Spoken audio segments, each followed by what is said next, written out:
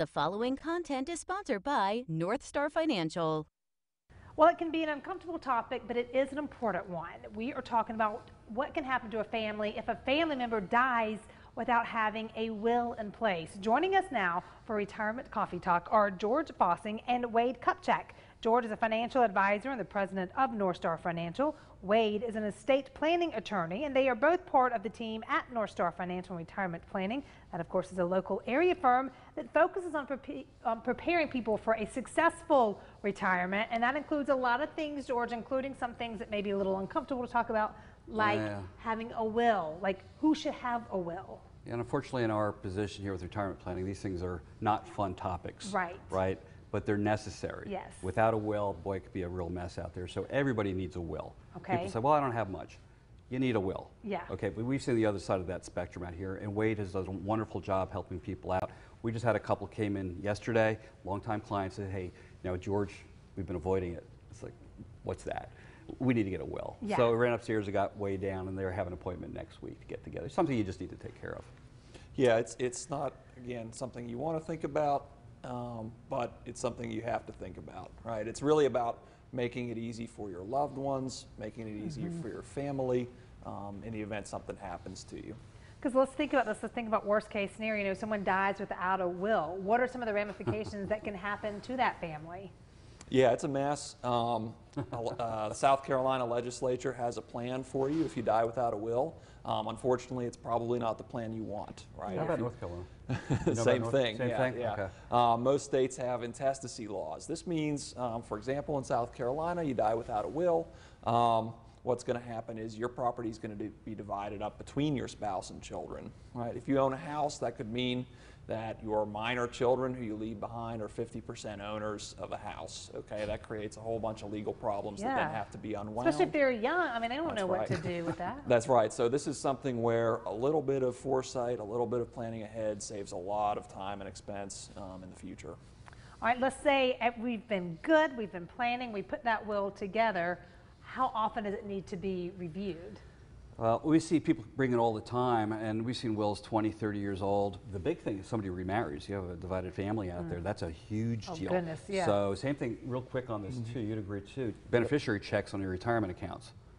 Somebody, they filled them out when they started with the company 30 years ago, and they were married to somebody, then they get divorced, and they don't change it, and guess what? Oh yeah. That's got to be taken care of too, right? That's got to be done first before the will. So if somebody changes their will, that's but exactly they'll change right. the beneficiaries on their retirement accounts. That's exactly right. Just because you've changed your will doesn't mean your assets are going to flow to the beneficiaries you want. You do have to check on the designations you've made in a retirement account, in an investment account. And a lot of times with these wills, just getting them updated, I think codicils they're called. Look at me. But what you do is just an addendum you add on to it. So you have it reviewed. It's not going to cost you $800 to get a new will done. Right. I mean, that's just kind of a, let's review this. Right. And it makes a lot of sense to check in when there's been a major change in your life, whether it's children getting older, whether it's remarrying, whether it's someone in the family who's died. Take a look at those documents again, see what you said all those years ago when you originally set it up, and if that's still what you want today. Now, George, like when you're building your retirement plan, because, we're so, know what to do now because y'all come on every week. So we know about this plan. Does that include making sure the family's legal affairs are in order? Oh, absolutely. It's a must. When we talk about retirement planning, people go out there and say, well, what is that? Really, it's about. It's making about your welfare, retirements. Everything's going the way it should. So you check out your health care, make sure that's all taken care of. Legal, that's why Wade's in the office too. We see that all the time. Your wishes are taken care of down the road. Everything's structured the way it should be. So you have your happy retirement and you can go out there and have fun. It's never too late and it's never too early to take your affairs into order. We get people that are 50 years of age coming in. We get people that are 80 years coming in. So they've really been procrastinating on this. Just recently, the same couple, they were out in Ohio. Their parents, the client's husband, his parents just had their 70th wedding, 70th wedding, both in the 90s. He goes, guess what? I go, what? They don't have a will.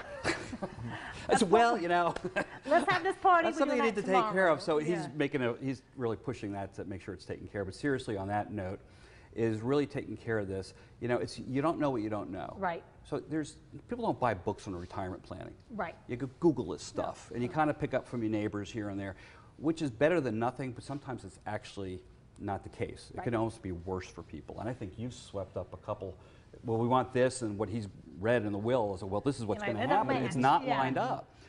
And just to finish up too, when you have in-laws, extended families out there, you say, well, I've worked hard for everything, and I'm really not sure of my son-in-law, you know, kind of this way, that way. If they get divorced, I really don't want them to get part of this too. So this is very personal, very Yeah. confidential, and it's a big deal because this is your money. You've worked hard for it, and making sure it goes out the right way, the way you wish. And the big thing I'm going to finish up with this is harmony. We all pass away, and if things are not taken care and documented and really clear, I think that's the big thing, right? It's clear, it can turn into a mess and really mess up a family. So said it best, that it can be harmony in messy. there, I mean, leaving things to kids can really make a big difference in their lives, their own lives, but doing it incorrectly, it could be catastrophic.